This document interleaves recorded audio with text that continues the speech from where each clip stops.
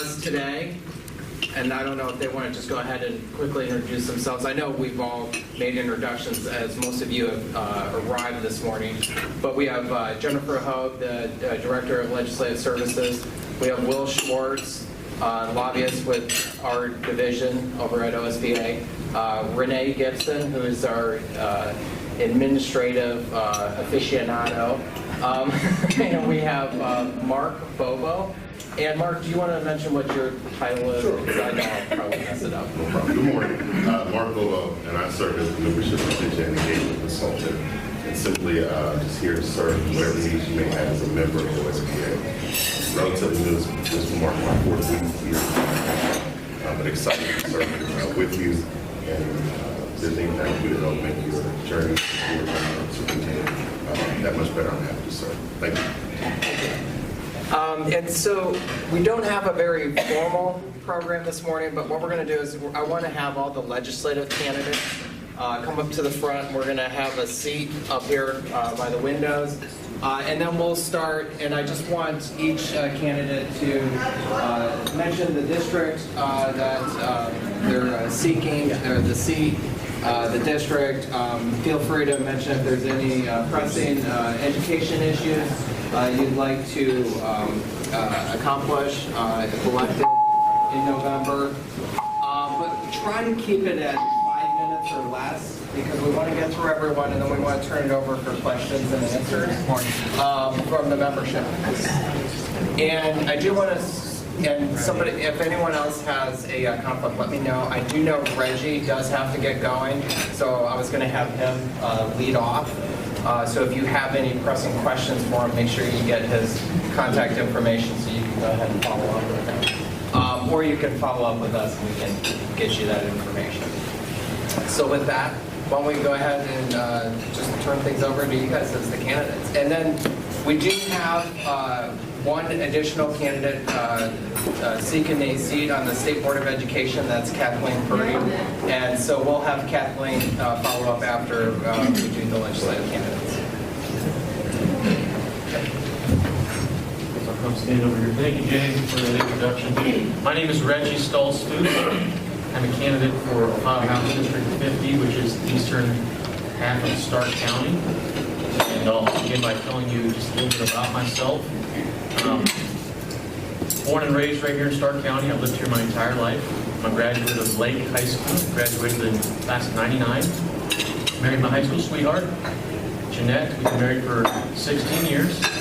We live in Paris Township, which is southeastern Stark County. We live on a 75-acre farm, and we raise beef cattle. And we're also in the process of raising our 4 children. And they are, I've got a 9th grader, a 6th grader, a 5th grader, and our youngest just started kindergarten this year. So we attend the local schools, which is a great school district, by the way. You know, I was impressed. I came here last year, and Dan Murphy gave me a tour of this school here, and I was very impressed with everything that they have going on here. So thank you to Drage for allowing us to be here this morning. It's a great facility. If you guys haven't toured it, I encourage you to do that. There's a lot of great things happening here. So a little bit about myself, what I do for a living. My wife and I, Jeanette, we started a small business in 2004, manufacturing wood roof trusses. If you don't know what a wood roof truss is, if you build a new house, your roof is going to be made of wood roof trusses. And we started that company, and it's grown over the years. The Lord has really blessed our company, and you know, I can't say enough about that. We employ about 40 people from our community, and I enjoy what I do as a business owner, and you know, all the things that go along with that, the decisions you have to make as a business owner. And I'm also a township trustee in Paris Township, which is, again, southeast corner of Stark County, encompasses Minerva. And I love being a trustee. Being a trustee is really your problem solver. Okay, you solve problems for your residents, and you know, I do a lot of things as a trustee. I've written several grants for our township. I put our checkbook online so our residents can see where every dollar is being spent. I even get to plow the roads every now and again. When somebody calls all sick, I have my CDL so I can drive the big truck, and it's actually fun to get up at 4 a.m. and plow snow, believe it or not. But my campaign is focused on strengthening families. I believe families are the backbone of our society. Families are the backbone of Ohio. If we have strong families, we will have a strong Ohio. The 50th district is comprised of 9 townships, 8 school districts, 6 villages, and 2 cities. Over the past year and a half, I have attended just about every township meeting, council meeting, school board meeting throughout the 50th district. I've met with almost all of the school superintendents in the 50th district, sat down and had a face-to-face meeting and listened to their concerns, talked to many school board members and listened to their concerns as well. So I've worked hard. I'm ready to go to work in Columbus to represent the 50th district. I've got a lot more I could say, but I don't want to take up too much time. You want to open it up for questions for me right now, Jay? Well, we can, how about, let's just take a couple minutes if if anyone wants to throw out a question for Reggie, that's fine. If not, we can, I mean, does anybody have a burning question they'd like to throw out for Reggie? Okay, go ahead. Well, my question for everybody, overarching question is, do you believe that Ohio's system of public education is constitutional under the Drage? I'm going to ask that of everybody. So it was ruled unconstitutional back in 1997, I believe. And we've kicked the can down the road for many years. We do need to find better ways to fund Ohio's public schools. So is it constitutional now?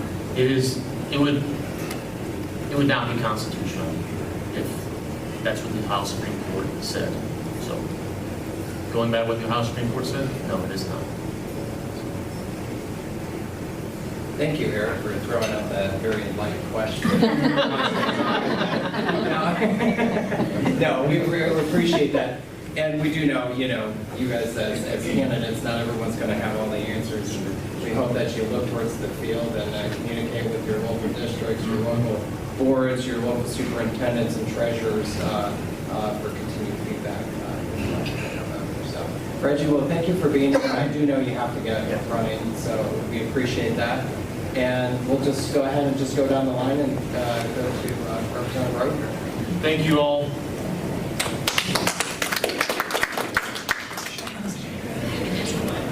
Hi, and thank you. I am Christina Rogner. I'm currently a state representative, but I am running for the Ohio Senate.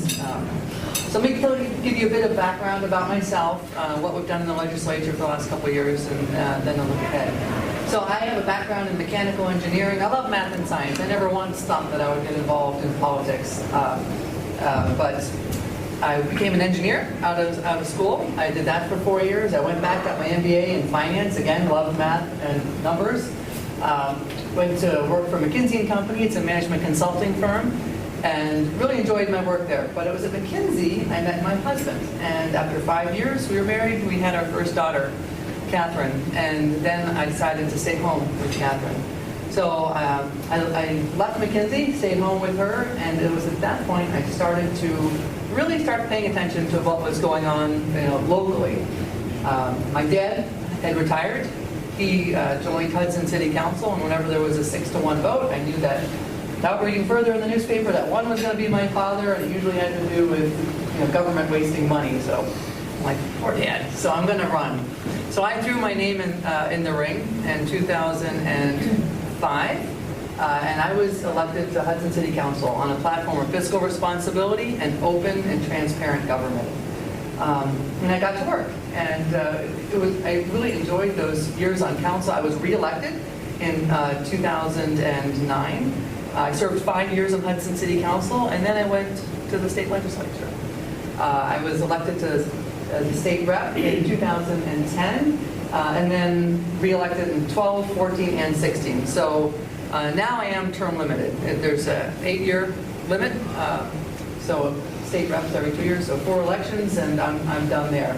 But I loved the work. I love getting engaged and solving problems and getting things done. With regards to education, I've led on several big issues. One you might have heard about was House Bill 2. That was a charter school reform bill. It put some guardrails on charter schools, considered the landmark reform bill, but it's only the first step. I know there's a lot more work to be done, and I'll be the first one to say that, but House Bill 2 was a great step in the right direction. It was a very bipartisan effort, and I'm very proud of that legislation. I would like to point out, Will does a great job advocating for you guys down in Columbus. He really is, I've enjoyed working with him, and he really does advocate well for your interests. Recently, so just a couple, like in the last month or two, the governor signed House Bill 87. That was another bill that I sponsored. And that bill, I'd like to say, was brought to me by a school board member.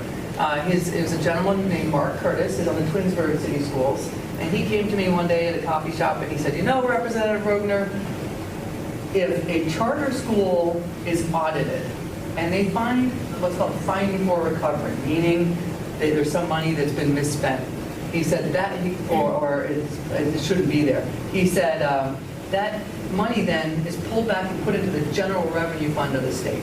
That shouldn't be. It should be coming back to the school districts. And I agreed with him. I'm like, yeah, that's right. That makes sense. So we got to work, and it took us 3 years, but we eventually got it done, and that was just recently signed by the governor. So again, thank you to the school board members. I mean, a lot of the stuff we do is bipartisan, because I believe at the end of the day, all of our interests are to make sure that all of the children of Ohio can receive an excellent education, because truly that is our future. So with that, I'll leave it.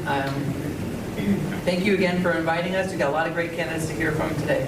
Thank you. Lorraine? Good morning, everybody. Thanks for having me. Lorraine Wilburn. I'm running for the Ohio House in District 48, which is North Canton, Perry Township, and Jackson Township. And just kind of a quick background on me. I had kind of a hard-scrabble childhood. I started out in foster care as a baby, ended up with my grandparents, and then later on with my father, who struggled with addiction. When I graduated from high school, I really wanted to attend college, but I didn't have the money to do it. So I worked for a number of years and bartended and some odd jobs here and there, and eventually put myself through college with a combination of bartending and student loans, which I'm still paying. I studied sociology. I always, public advocacy was always something that I wanted to do, that I did in my personal and professional life up until that point. I worked in domestic violence shelters. I worked in healthcare advocacy with young women. And after college, I worked in the National Institutes of Health and Public Health, working in the vaccine program, trying to eradicate HIV/AIDS all over the world. And so every professional and personal choice I've made for volunteer work and professional work has been to advocate for others and make the lives of others better. One of the reasons I decided to run for office was because I should say that the decision started very early on. After the election, I tried to speak with my opponent about health care, and I could not get a meeting. He wouldn't sit down at a table with me and discuss my issues with health care. And so that started, the wheels spinning for me. And I thought, I'm going to replace this guy. At that time, it wasn't me that was going to replace him. I started asking friends that I thought were capable and could do a really good job running for office and do a good job as an elected. And everyone kept turning it back on me and saying, well, why don't you do it, Lorraine? So eventually I came to that decision and decided, I could do this. And so here I am running for office. And it was absolutely the right decision for me, because I think the best way to have a positive impact on my community and here in the state of Ohio is to affect legislation. And so I'm happy I made this choice. I am actually running predominantly on my issues are healthcare, education, and funding our local governments. Healthcare is a big issue for me, obviously, because I've worked in healthcare and in public health, and we're not doing enough to make sure people have affordable access to healthcare. Education is also a very important issue to me. I'm a mom. I have 2 children, 9 and 11. I am a product of public schools. I went to a public college. Both of my children are in public schools. I believe in public education. I believe education is a great equalizer. And I think we've paid a lot of lip service to this idea that our public schools are failing. Our public schools are not failing. I am proof of that. But we're not funding our public schools adequately. We're not giving our educators what they need. And our funding here in Ohio is unconstitutional. So there's your answer to the question. I do not feel that the quality of your education should be determined by the zip code you live in, and your, the public wealth of the zip code you live in. We can do far better for the students in the state of Ohio. We can do far better for our educators. And that's one of the reasons I'm very pleased to be here. I will definitely be an advocate for public education if I am elected. And as I say often, our representatives need to speak to the stakeholders. That's their constituents, that's the people who do the job, the experts in the field, of which you are, and I don't think that's happening. So you can rest assured that I will definitely, if I were to make decisions regarding education, I would want to talk to you first. I would, I'm not the one who has all the answers. You are. So that's it. Thank you.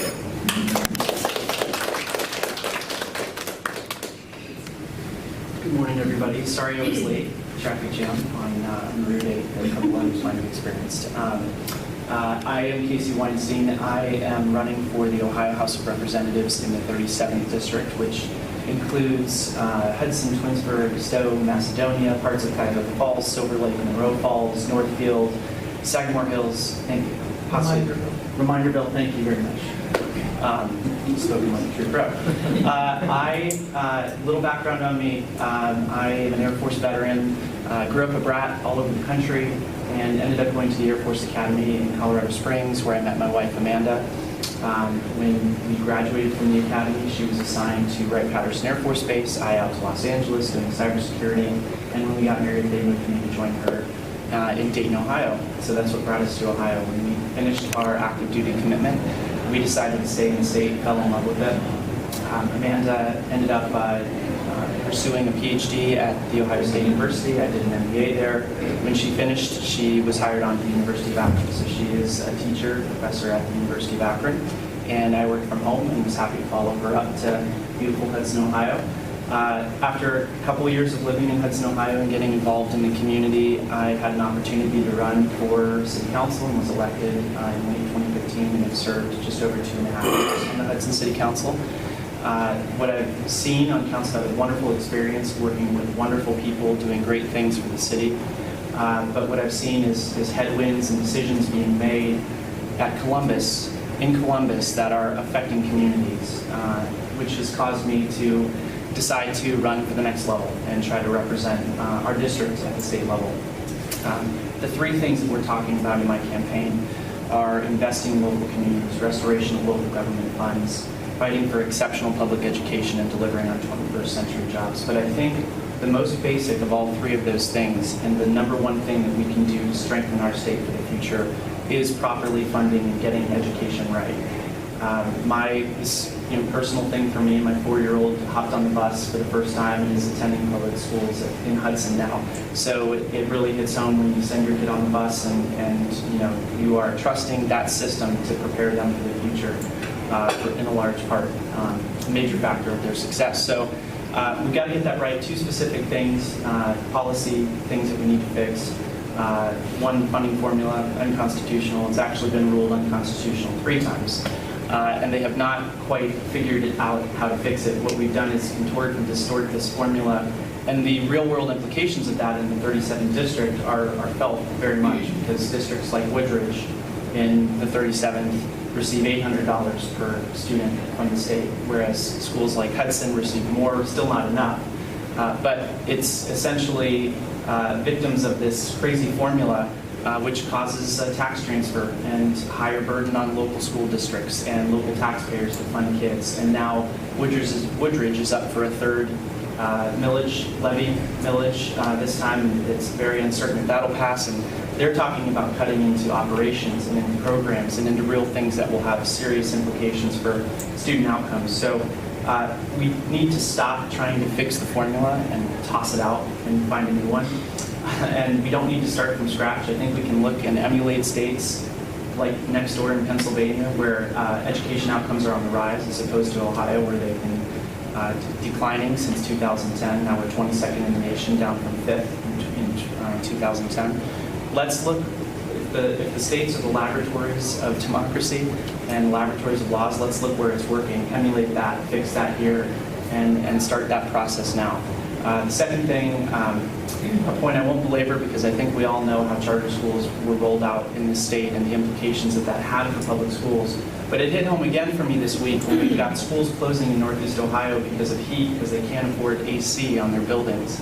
And in Summit County alone, we lost $19 million to one school over the last 6 years, ECOT. I can think of a lot of good uses and a lot of real impacts on students for recovering those funds and stopping the era of unaccountability for charter schools in the state. So I'm glad to see we've made some progress on that front, but that era will officially end for sure on November 6th this year. So I'm a public schools advocate. My wife is a dues-paying union member, teacher. This is core to what I'm all about, what we're running for. I'll have an open door in Columbus to all of you. Look forward to advocating for you, working with you, partnering with you to get education right in our state. It's the most important thing we can do.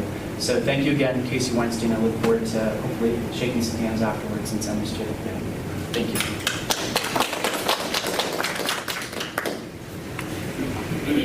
Good morning, everybody. My name is Mike Razor. I am a city councilman in Stowe, and I'm a candidate for the 37th House District, which is, as Mr. Weinstein described, I'm not going to go through all the cities, but Northeast Summit County.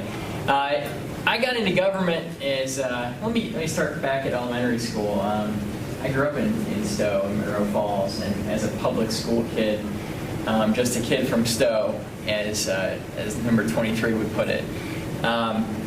And I got a great education, and I just, as someone who went through the public school system, I have a hard time fathoming how people can trash the public school system or not see it as one of the big assets that our government has to offer. But I went to public school at Stowe. I went to public university at the University of Akron for undergraduate degree. Went to University of Akron for law school. And it was while I was still in law school that I discovered there were some pretty big problems with the way that our local government was working, or not working. So as a 24-year-old, I ran for city council in Stowe. It's a city of 35,000 people. And as a 24-year-old without really any life experience at that point, I don't know what I was doing, but apparently some people thought I could do a good job. And we won. And we won on a platform of fiscal responsibility. And perhaps in this room with a lot of people who are in education, that isn't one of the buzzwords that you're really excited to hear about. But to me, fiscal responsibility is not just government cuts. It's government being efficient and the government moving the resources that have been saved to places where they're really needed. And that's going to be a place where I think a lot of bipartisanship can be found. And so let me just tell you where we were at in Stowe when I was first elected. It was we were $31 million in debt. We had a $1 million deficit every year, and we had $2 million left in the bank account. So you can kind of do that math and extrapolate out. You only have 2 more years of that kind of behavior before you're out of money. But 8.5 years later, after a lot of hard work and a lot of getting yelled at by constituents and a lot of long meetings, we've righted the ship. The city of Stowe went from $31 million in debt to $15 million in debt. We erased that $1 million deficit. We actually had a $319,000 surplus last year, and we didn't raise taxes. We didn't cut services. We didn't do anything that affected people in their day-to-day lives. We just acted smart, and we used that money that we've saved and we invested in it back into the community in better roads. We put $1 million extra money into the roads. So that's kind of what I'm talking about with education is. If you bring a fiscal conservative like me to the legislature, I'm going to find places to save money. I'm going to reinvest it in education. We also doubled our rainy day fund. So all along, I'm kind of explaining to you what I've done in government. I also have a lot of experience in the private sector. I went to University of Akron for law school and went on to get hired by a law firm in downtown Cleveland, where I work to this day. I'm a partner at a firm called Cabbage. I do business transactional law, so I help businesses grow. And in doing so, I've acquired some skills that I think are indispensable as a legislator. I negotiate all day long, and we get deals done. And if we had more of that in government, in Washington, Columbus, I think you'd have a government you'd be proud of. Secondly, I draft. Not beer, I draft documents. I draft a lot of documents, and I draft legislation on city council. And I think you need that technical skill in a legislator to be able to tell, what does this law really do? A lot of people, you'd be surprised, will read the summary and say, oh, that looks good, and rely on staff to tell them exactly what it does.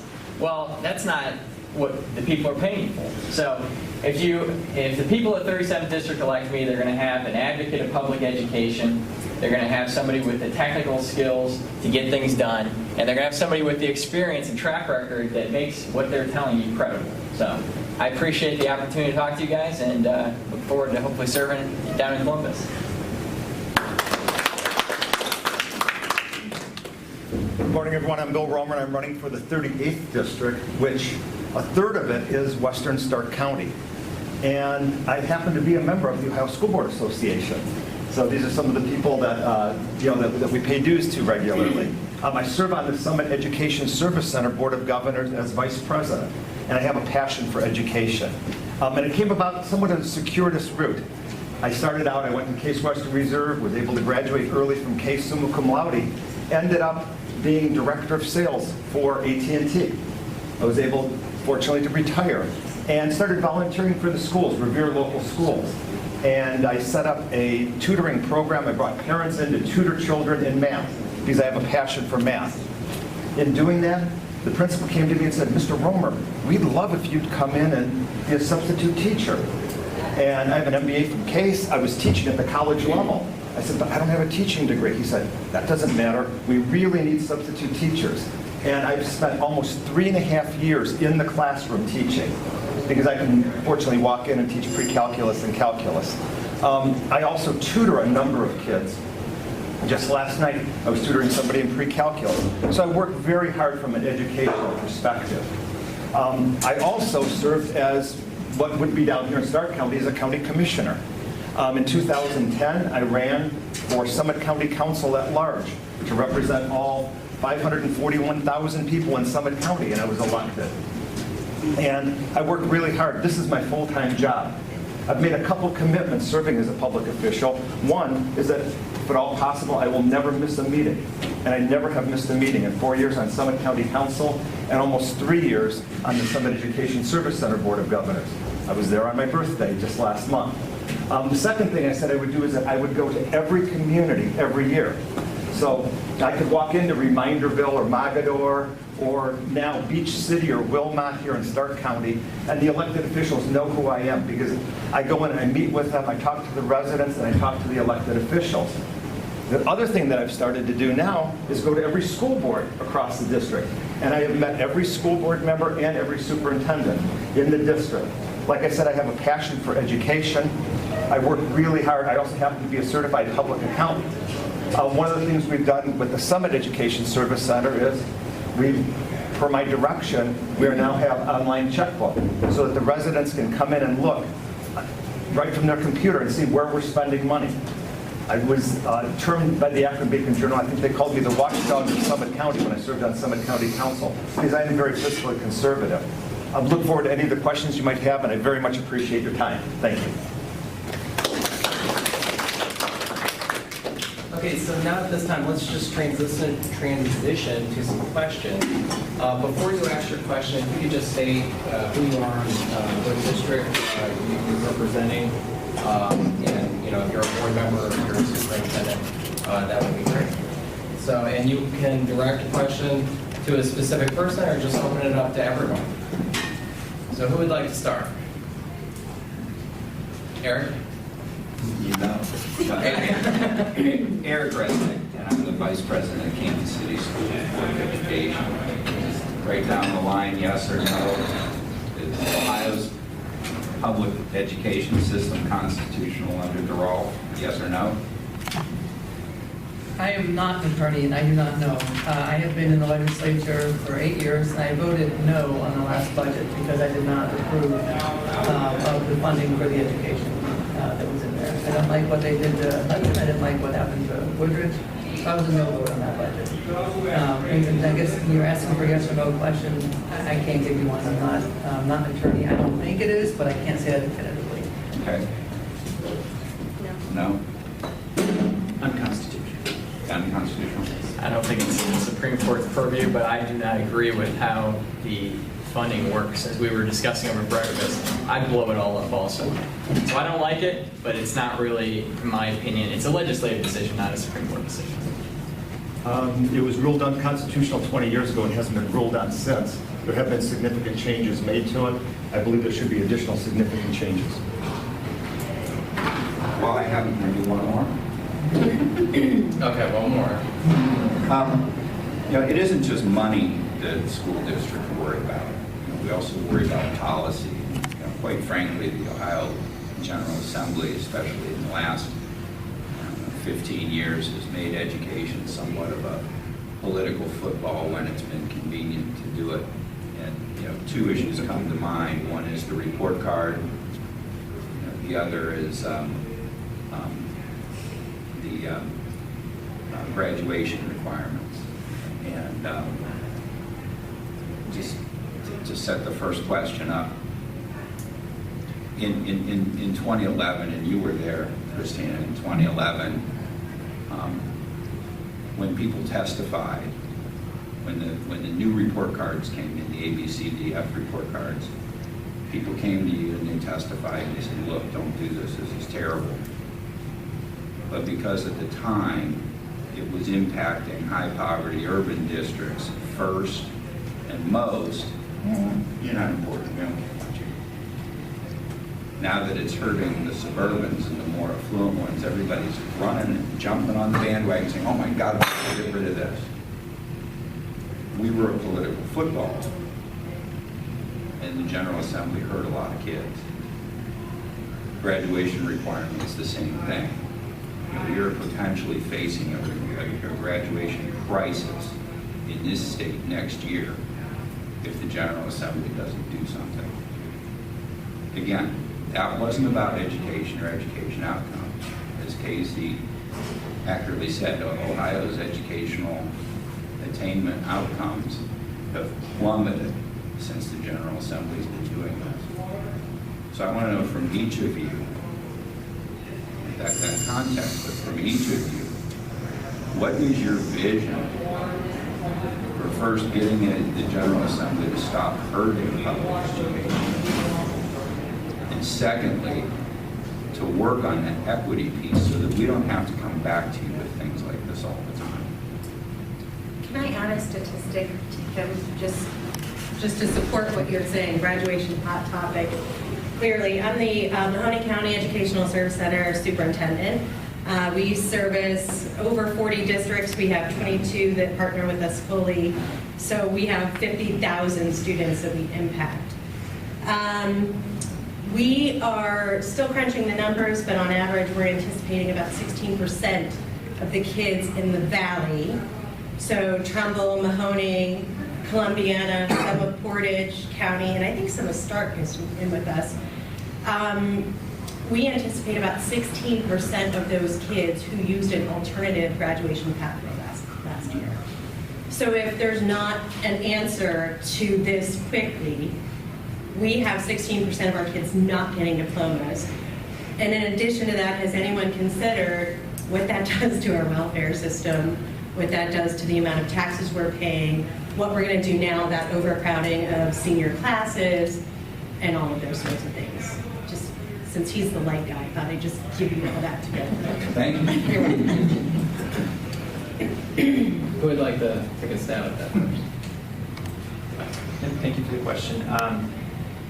I think this may be slightly unpopular in certain circles in my party to say, but I think one-party rule, either side, breeds closed-door sessions and policy that is made in small rooms versus open doors, big tables, lots of stakeholders at the table. The policy with the report card, from what I've heard, I wasn't there, obviously, when this was instituted, but from what I've heard from teachers and the unions that I've talked to, that policy was crafted largely without their input and being at the table. In terms of policy going forward, my MO would be to include those policy and stakeholder groups at the table for a way to resolve and fix this. I just don't think this is something you can do in a vacuum. You have to have the people who are living it and experiencing it at the table. The concept of a common system for which we can, look at districts and evaluate them, it sounds good in concept, but the way that it has been rolled out and policy has not been effective. And there's hard pressed to find data to find that. So I can just talk about going forward. That's the way that I would operate, would be to have big table, all the stakeholders there. That's how you should do best craft policy. Both parties involved too. Yeah, I would second that as well, and that's something I said earlier. I don't feel that the stakeholders are being brought to the table, and we do need balance. We can't have any one party rule. We all have solutions to bring to the table. We all bring a perspective that is helpful to, and that's the only way this is going to happen. I would like to see our educators treated as the experts in the field, as they are. I feel like educators are treated as technicians, and you're not consulted when these policy decisions are made. And that's why we're in the position we're in. So, yeah, just to kind of second everything Casey said. Well, I would like to actually, yeah, I was there. So in 2011, I was a brand new legislator, and then this idea came forward. And there were certain things, what I liked about it was A through F. And that just seemed like, okay, yeah, it'd be easier for parents to understand, and A is good, F is failing. But what I don't like about it is just the complexity of it. And because at the end of the day, I mean, the things that they're measuring, it just, as a parent, it's not very clear. I did neglect to mention earlier, I do have 2 children in the Hudson High School. And in fact, one of them is a senior this year. So all this about graduation, that's right there at the forefront for our family personally as well. But I would push back and say that, while there is one party rule at the moment in Columbus, if anyone were to insinuate that we're not working across the aisle, that is completely false. I have sponsored bills with, I'm a Republican, so I have sponsored bills with my Democratic colleagues and friends every single General Assembly to get things done. This bill I mentioned, House Bill 87, regarding charter school funding for the findings of recovery, that was, a Democratic school board member from Twinsburg that brought that to my attention. I've worked very closely with him to get that done. So, I think education is an issue that we do need to work together on. It is a bipartisan issue. It's important to everyone.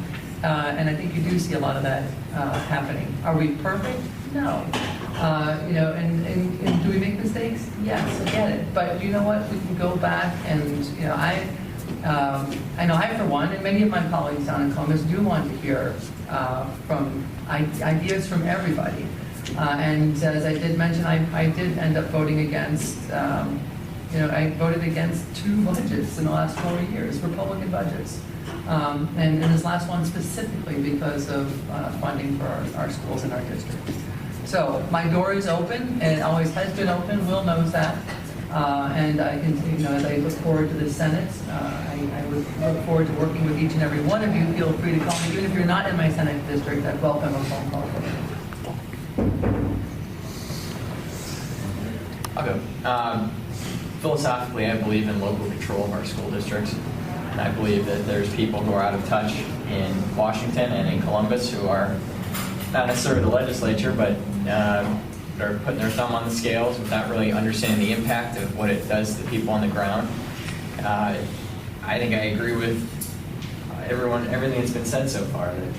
My whole perspective on government is I'm going to come in and work with both sides. I think our generation's a little bit different, that we don't see the red and the blue and the R and the D. We just see people who want to be more transactional. Like, maybe I'm with you on this issue or these issues, and we'll be tight as can be, and then other ones will not be, but the party divide isn't so important. But to get back to the question, local control is important for me. As far as the report cards go, I think we need to focus on improvement and reduce the amount of testing that goes into that. And but I fully expect that I will not be a technician as far as the details on day one, and I will rely on educators in my district to get there. I will say some of my best friends are teachers. Having taught in the classroom for over 3 years, I get a whole lot of input from teachers on what we should be doing better, what could be done. As an example, the transition from the park to the air test was very important, because what we had seen is that teachers were teaching to the test and the reduction in testing was important. When you're testing geometry in March and you haven't covered concepts that are not going to be covered until June, that was not an appropriate test. So there's been some modifications made there. Relative to the report card, I believe that there should be a report card. It allows parents to gauge which school district they might want to have their children in, where they might want to move. But the problem with the report card is we're reporting on a number of things that are somewhat esoteric, and there's a lot of changes. So that an F a year before might now be a D or might now be a C. If you don't have consistent standards, you can't have a report card that's meaningful. Relative to input, as I mentioned, I've met every superintendent in my district. I've met every school board member in my district. I look very, very forward to receiving additional input relative to what can be done better in Columbus. Other questions? I have a question. First of all, I have a comment, and this might surprise you that I'm a little feisty, but I'm just going to say what's on my mind. You know, Toyota issued a recall for the Prius, right, because they're catching fire. And me judging Toyota based on the recall of the Prius is absurd, equally as absurd as legislators and parents and community members blaming school districts on one test a year. Unlike Toyota, this is my comment, I will get to my question. Unlike Toyota, I didn't get to fire the person who was underperforming. I had to bring that person in, I had to give them additional assistance, and I had to work with them. My pleasure to do so. What I'm asking, though, is for legislators to see that we didn't get into this, might shock you, but we don't make a ton of money. You know, we got into this to make a difference for our kids. So I think if we could wrap ourselves around that and start working together and stop blaming, we'd get a lot further. My question is this. So again, I'm in the Mahoning Valley, Austintown, Boardman, Canfield, Youngstown, Poland, some very good districts, some districts in crisis. We're all over the place. But what's happening again in Youngstown is somewhat of a revitalization of the steel industry, industry in general. So what's happening is, because we're so concerned about, you know, the pre-college track, whether we say it or not, every student's on a pre-college track if we're focused on this testing. So we've got all these kids on this single track, and what's happening is we have 50,000 jobs in Mahoning Valley that are going unfilled. So we have currently been working, we've diligently been working with the Business Advisory Council in our districts, as well as the Mahoning Valley Manufacturers Coalition, which is several hundred companies. We're working together to inspire career tech. We're trying to get, you know, the 60% of our kids who think they're going to college, and only about 25% of them actually get a 4-year degree. We're trying to catch those kids before they waste their money, their parents' money, or say, oh, McDonald's is hiring, and they're making whatever minimum wage is. So one of the roadblocks we have encountered is this. We're starting some STEM schools. They're charter schools, if you will, but they're sponsored by the ESC and by the Career Tech Centers. What's happening is districts, rightfully so, are very, very angry with us, because what's happening is if I take him, if his parents send him to STEM school, 100% of his funding follows him. So instead of getting the percentage of the state share, much like the 80-20 Career Tech, 100% is going to him. So if he's on an IEP for a learning disability, the STEM school is getting $11,000 for him. You might say, we need it. We don't. We don't need it. I've looked at the numbers. We don't need it. We can operate on the Career Tech model. So superintendents are saying, don't go to STEM school. And again, rightfully so, because the $11,000 that's going with him is taking away from the kids that have stayed back in the district. So I'm imploring someone to start, and I'm happy to give you my card. I've only been in this position for 5 weeks, but I was a superintendent before this, so I get both perspectives very clearly. I'd love to work with someone that will work on really just looking at what's best for all districts and all kids. You don't hear superintendents complaining too much about open enrollment, as much as I despise it. It's something I think that we've all unfortunately learned to live with. It's like we're not being recorded, are we? It's like our in-laws. Oh, we are? Edit that out. You know, you learn to live with them, right? It's not something that you necessarily want to do, but you learn to live with it. This is really putting a roadblock in us doing what's truly best, possibly, for some of those kids. So any ideas on, or were you aware of that, or how do you approach? If I could start, that's one of the big inequities of the charter school funding that I've seen. That's something, it's a loophole that I think 90% of people, if you explain to them, they'd say, yeah, that needs to be fixed. So our state has to make a decision. If we want to have charter schools, we need to fund them from an independent source, and certainly not make the districts worse off than if that kid never existed in that district in the first place. So I would look forward to fixing that, patching that hole. I'd agree with Mike. Yeah, because right now, a child's leaving, say, Hudson or Woodridge, where the state is only giving that school district a couple $100 literally for that student. When that student leaves, then, as you know, like $6,000 follows that student.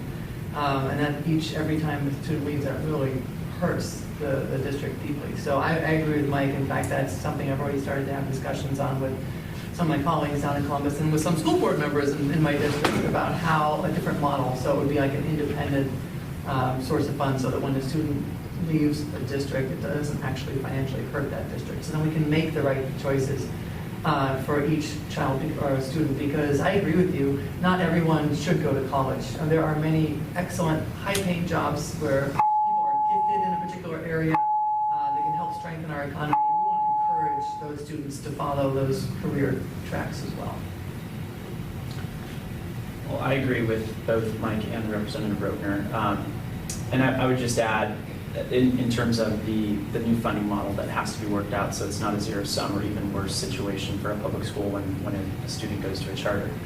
But just add the little piece that it's not really even a level playing field. Charters can be somewhat selective, or there's a selective group of students that they get to educate, essentially. Public schools have to educate every child, and that's a big basket of kids with the burden of getting them all to the same place with a lot of different needs from different kids at different levels. And so there needs to be extra support for the public schools that have that responsibility to educate all and don't get to pick the selected group of kids to educate. So I think bearing that in mind, when we work on fixing this going forward, how we fund public schools and how we fund charters, the responsibility that each have is important to keep in mind.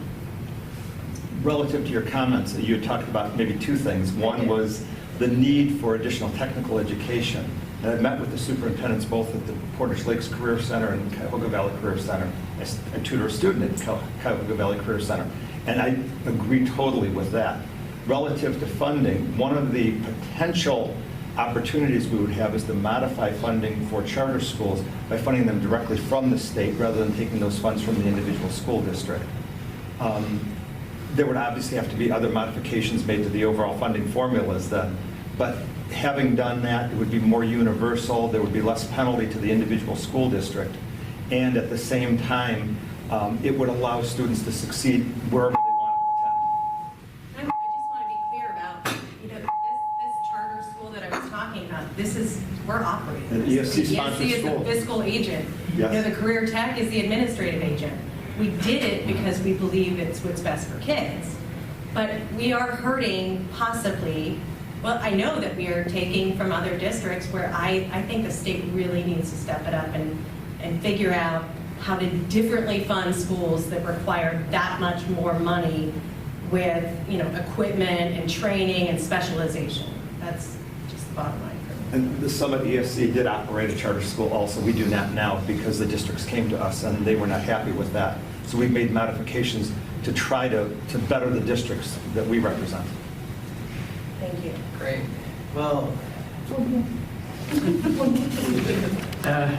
okay, just make sure, we have to keep this short because I do want to have enough time for Kathleen to talk about her rep for the state board.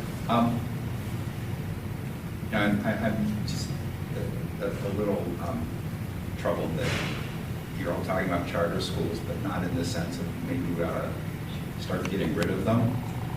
But let me ask you about House Bill 70, because that really impacts our district.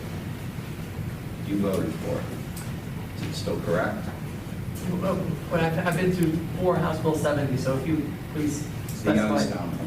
Oh, I voted, pretty sure I voted against that one, actually. I was one of the few that did.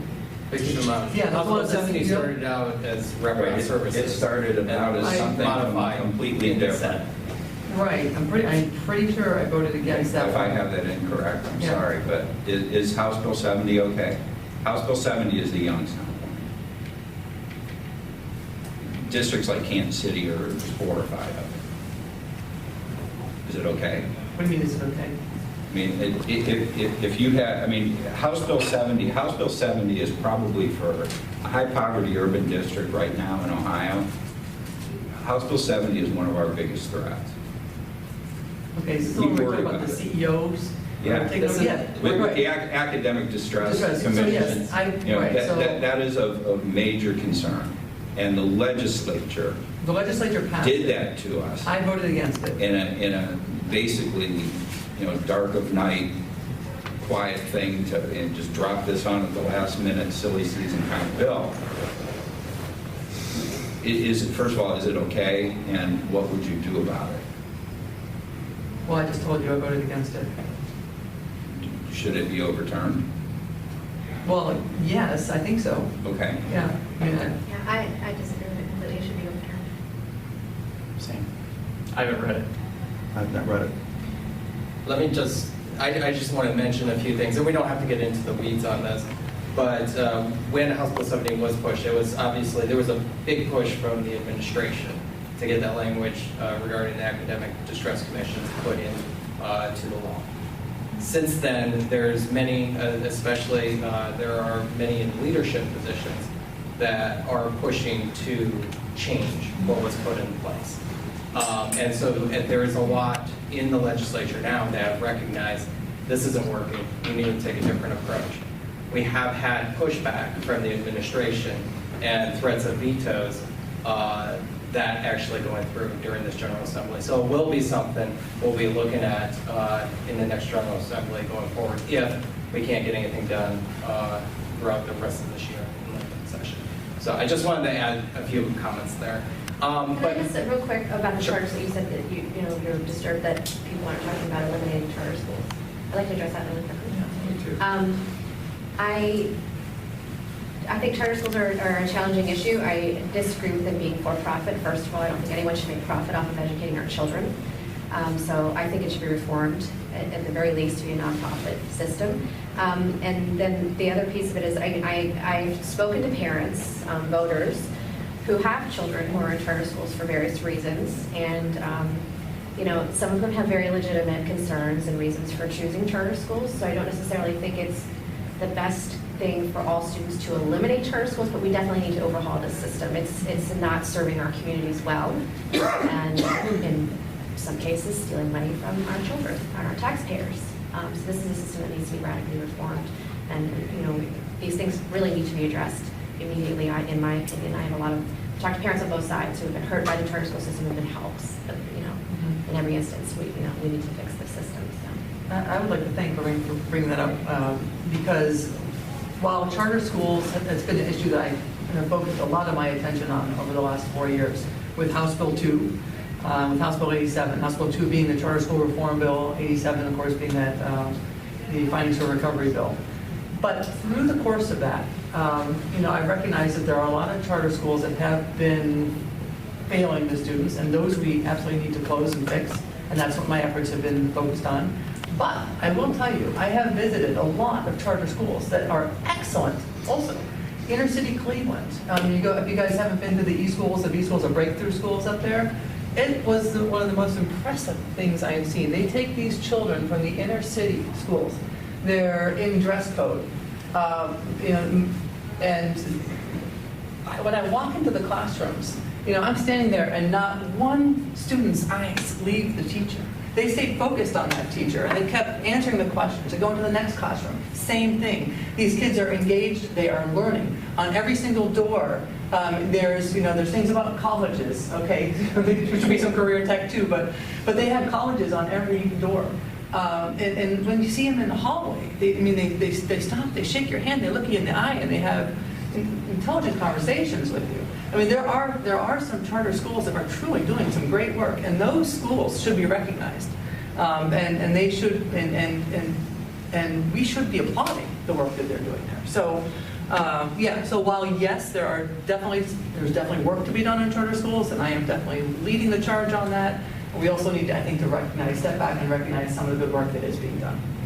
Yeah, I'm really familiar with the Breakthrough School, and it is one of a small handful, really small, that you could fit in a small coffee cup of charter schools in Ohio that are actually performing. But there are two things about that. One is they do cherry pick their students. They'll tell you they don't. But if a parent, they have requirements for the parents. If a parent doesn't spend X amount of time with a student after school during the day, they can kick that student out, and they do. So it's a backdoor cherry picking way of doing it. We can't do that as public schools. And that has to be said. The other thing about Breakthrough Schools is they have a lot of funding because they've been very, very successful in the private sector getting private donations, which we, as public entities, are playing in different waters. And the third thing is with that particular school, because I'm really familiar with it, is that they have a much higher per student expenditure because of the private support than we have. So while I appreciate that you get it, that all but a handful of charter schools in Ohio, especially the for-profits that are wrecking our inner city districts, I appreciate that you get it. But when you look at Breakthrough School, you have to look at it in its entirety about how it operates and what it actually has at its disposal. It is not an apples to apples comparison to a public school district. And please don't do it, because it's dishonest. We can talk about this all day long, but I do want to give an opportunity for Kathleen to introduce herself and mention some things that she would like to accomplish if elected to the State Board of Education. Well, that felt good. I'd like to thank you. Being the last one, always, people are thinking, well, let's get this over with. And I usually start what I'm doing with a joke. One long-term husband asked another long-term husband, my wife and I are always arguing, but how do you get the last word? He said, he always does by just saying, yes, dear. I'm Kathleen Purdy. I grew up on a small farm in Lexington Township, which is the Marlington School District, but at that time was still part of Alliance and still is, with my parents. And I was one of 7, so with 6 other siblings. My parents taught us the value of hard work, honesty, unionism, civil rights. Neither one of my parents graduated high school or middle school, junior high school. My dad was the oldest son out of 14 children, and his father was a Alabama sharecropper, so was my dad. My dad's education formally stopped in 4th grade. Of these 7 children, I'm the only one without a middle name, so usually if I find a Kathleen, I always ask, what is your middle name? Mom couldn't think of anything to go with Kathleen. Out of 7, I'm number 5, I was the only one not to go to kindergarten. And my parents explained, because you already knew everything that they were teaching in kindergarten. So henceforth, I always wanted to be a teacher, played school when I was 4 years old, begged to go to school, and when it was time for me to go, I have not stopped going since. I'm a widow. My husband served during Vietnam. He died of leukemia the day after our 33rd wedding anniversary. He worked for 38 years out at Monarch Rubber. When I retired from playing local schools, there's a government pension offset windfall elimination provision that prevents me from getting any of my husband's Social Security. When I called Social Security and said, well, what happens to his 38 years he hammered out a living? They said, it stays in the system. Okay, so there's where that goes. I spent about 14 years off and on getting my education. I started at Kent State the year after I graduated high school down in Salem at the branch. I could not afford full-time, which was $250 and $40 for books. I was making 95 cents an hour. But I still understood the importance of education. Henceforth, I believe this is why I'm last, because I'm last on a ballot where it says state school board. A councilwoman said the other week, you know, school boards aren't that important. What's more important are people running for House and legislature. Those seats are more important. And it kind of seems like that could be it, but it starts with education. When I said my parents didn't have the opportunity to go to school, my siblings, we all graduated high school. Many of us went on to college. At 33, I walked across Kent State stage, got my diploma 2 years later, my degree in elementary education, which doesn't exist today. The jobs our children are looking at, today's children, do not exist. 67% of the jobs that our children are working at do not exist. But yet we spend our time talking about school funding and what's important for children, knowing that there's a strong correlation between poverty and education and where you live. One day I'm going down, I think it's 59 up in Monroe Falls, and I looked over at the high school and I said to my daughter, Valerie, I bet a lot of learning's going on in that building. I said that as a tongue-in-cheek, and she understood because of how the building looked. Then you go to what we call inner city urban, and you look at those broken down buildings.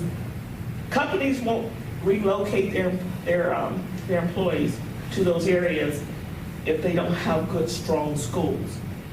3 months ago, I saw 87% of Ohio students that are color are socially disadvantaged. 87%.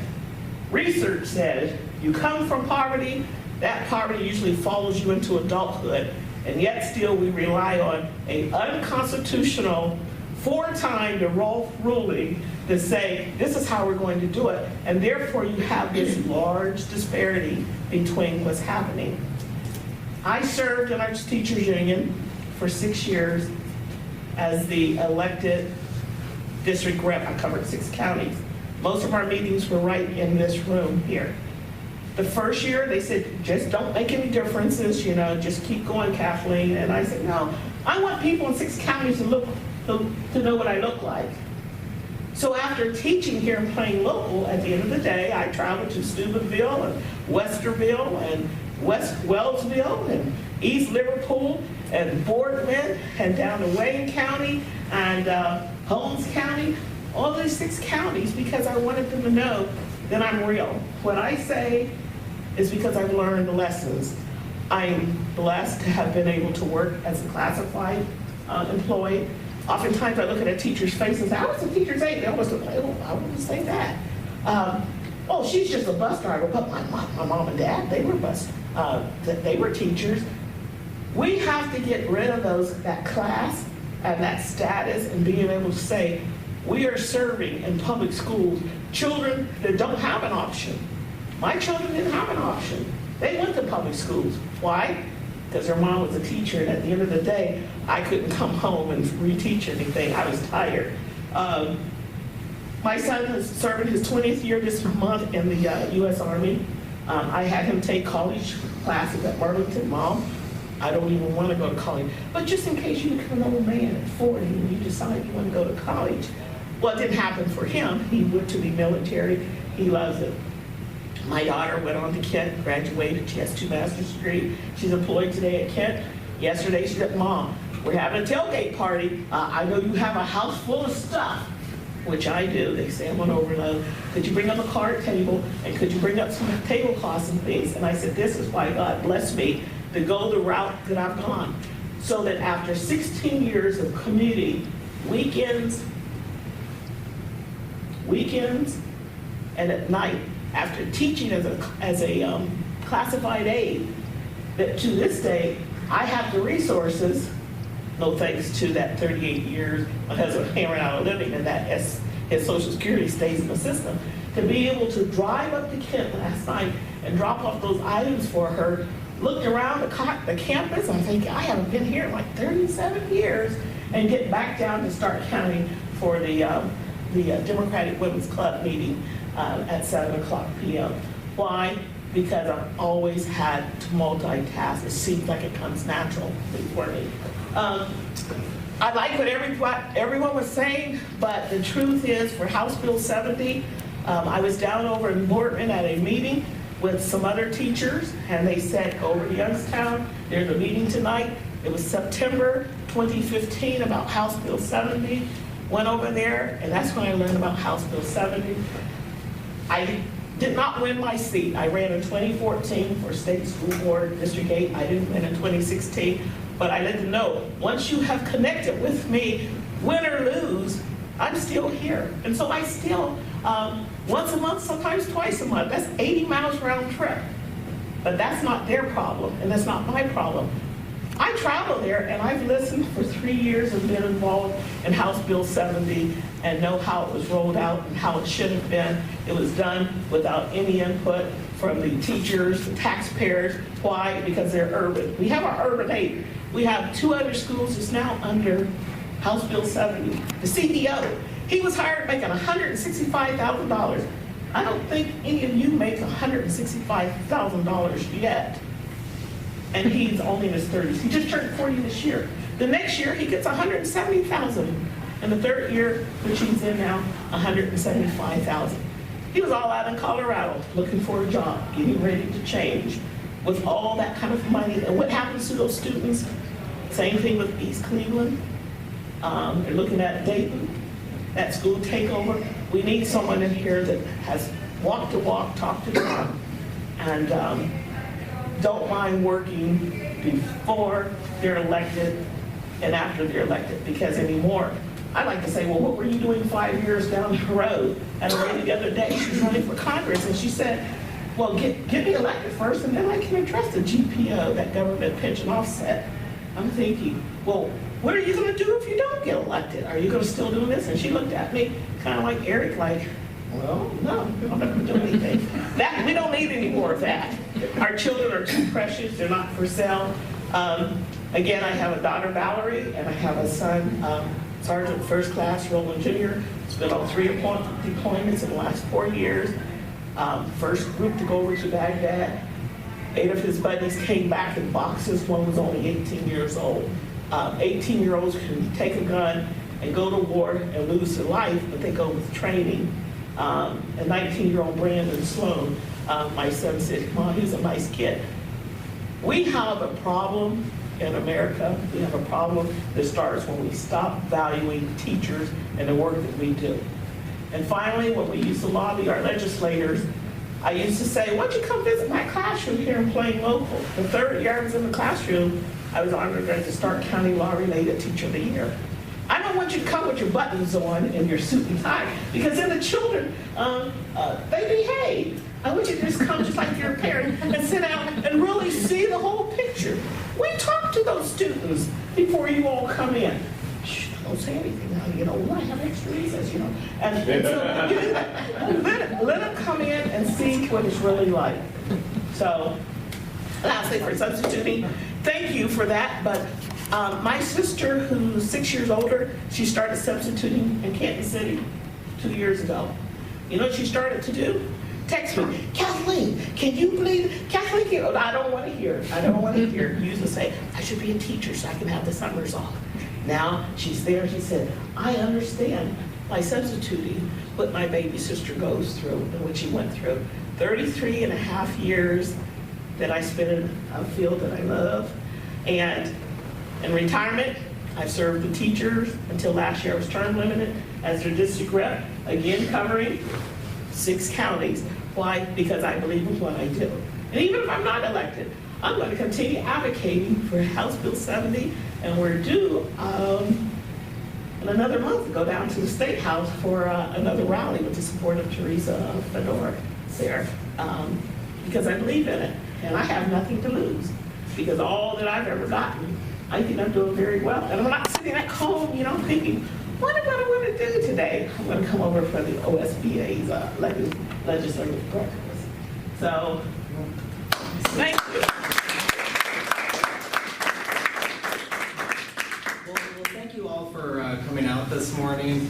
I do know the students need this room at some point, so I don't want to take like too much more time, and I know some of you have other places to go, but feel free to you know, grab a card from the candidates, or if your candidate's not here, make sure you reach out to them on both sides of the aisle, no matter what party they're coming from. Express some of the concerns that your district has, and some of the issues that they should be taking a look at if elected in November, or if they're continuing to advocate, like Kathleen has mentioned, that she won't stop, she'll keep going either way.